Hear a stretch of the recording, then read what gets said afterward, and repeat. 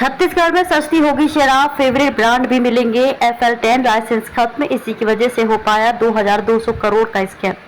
छत्तीसगढ़ में बीजेपी सरकार ने शराब की FL10 लाइसेंस व्यवस्था को खत्म कर दिया है। इस फैसले के बाद सरकार ये दावा कर रही है कि शराब खरीदी में बिचौलियों का रोल पूरी तरह खत्म हो जाएगा। शायद सरकार का ये भी आरोप है कि FL10 लाइसेंस व्यवस्था की वजह से पिछली भूपेश सरकार में शराब के कारोबार में 2200 करोड़ का घोटाला हुआ। सरकार के इस फैसले के बाद इस बात की चर्चा सबसे ज्यादा है कि शराब खरीदने वाले उपभोक्ताओं पर इसका क्या असर होगा। प्रदेश में इस नई व्यवस्था के लागू होने से क्या फायदा होगा, आखिर FL10 लाइसेंस क्या होता है, किस तरह इस लाइसेंस की आड़ में लेकर स्कैम के सभी सवालों के जवाब सिलसिलेवार जानते हैं।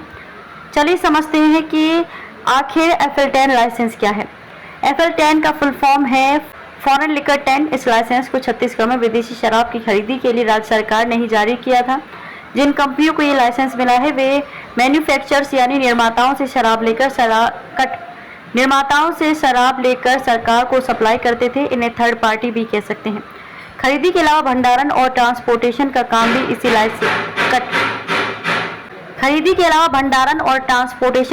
भी इसी लाइसेंस के तहत मिलता है। हालांकि इन कंपनियों ने भंडारण और ट्रांसपोर्टेशन का काम नहीं किया, इसे बेवरेज कॉर्पोरेशन को ही दिया गया था। इस लाइसेंस में भी A और B कैटेगरी के लाइसेंस धारक होते थे। FL10A इस कैटेगरी के लाइसेंस धारक देश के किसी भी राज्य के निर्माताओं से इंडियन मेड विदेशी शराब लेकर विभाग को बेच सकते हैं। FL10B राज्य के शराब निर्माताओं से विदेशी ब्रांड की शराब लेकर विभाग को बेच सकते हैं। बीजेपी सरकार में FL10 ने लिया आकार। आबकारी मामलों के जानकार बताते हैं कि FL10 लाइसेंस की व्यवस्था साल 2017-18 में बनी थी, जो लागू नहीं हो पाई। तब प्रदेश में बीजेपी की सरकार थी। कांग्रेस सरकार बनने के बाद पुराने अधिनियम में संशोधन करते हुए FL10 की व्यवस्था फरवरी 2020 में लागू की गई। इसके बाद थर्ड पार्टी ही सरकार को शराब की सप्लाई करने लगी। इसमें बड़ा कमीशन थर्ड पार्टी ही कमा रही थी। ईडी ने अपनी 10,000 पेज की रिपोर्ट में FL10 को भ्रष्टाचार की जड़ बताया है।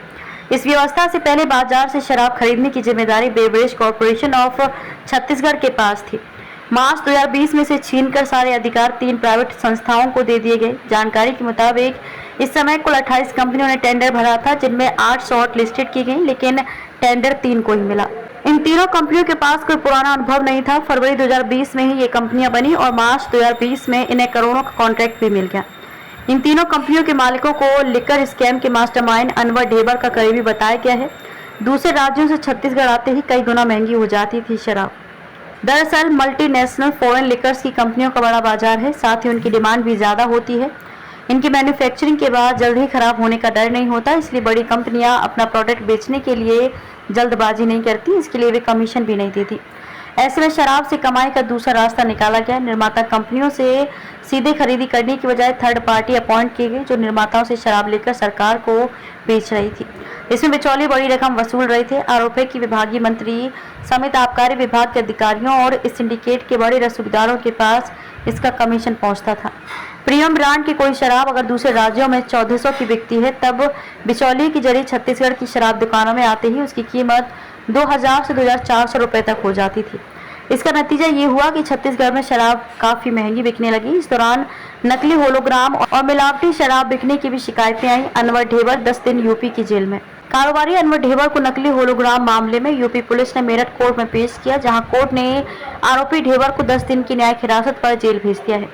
मामले में अगली सुनवाई 1 जुलाई को होगी। अगली सुनवाई पर यूपी STF रिमांड के लिए आवेदन लगा सकती है। आबकारी विभाग के पूर्व विशेष सचिव अरुणपति त्रिपाठी को भी यूपी पुलिस ने नकली होलोग्राम मामले में गिरफ्तार किया है।